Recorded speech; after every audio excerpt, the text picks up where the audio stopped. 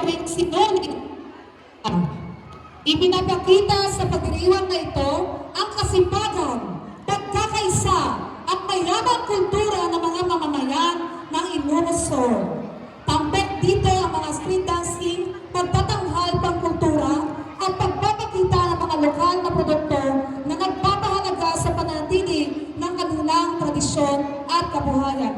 Samantala, ang Sayaw sa Paring Festival ay isang kasiglaang kulay na pagdiwang na ginaganap sa Kalinga. Kilala ito sa mga sayaw sa lansana na gumagamit ng makukulay na payong bilang pangunahing kagamitan. Sumasagisag ang panitong proteksyon, isa at kasiyahan ng komunidad.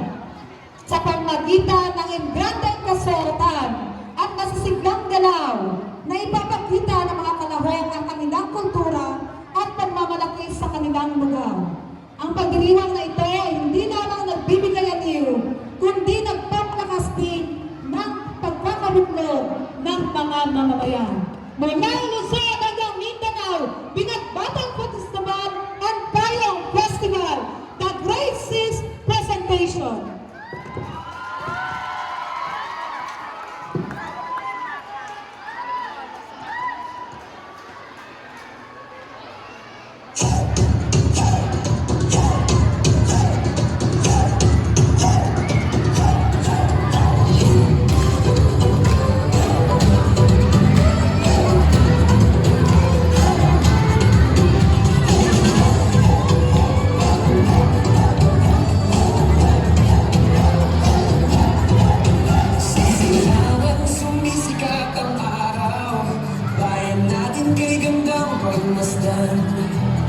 Bundok dagat pampang tanawin, ipagmamalaki sa buong daigdig.